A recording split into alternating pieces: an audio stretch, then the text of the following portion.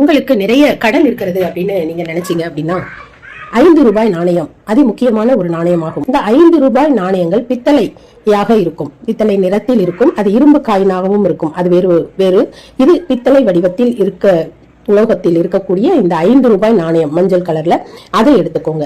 இந்த 5 ரூபாய் 5 ரூபாயாக 18 நாணயங்கள் சேர்த்துக் கொள்ளுங்கள். இந்த 18 நாணயமும் சேர்ந்தார் போல் இருந்தால் 90 ரூபாய்க்கு சமமாகும்.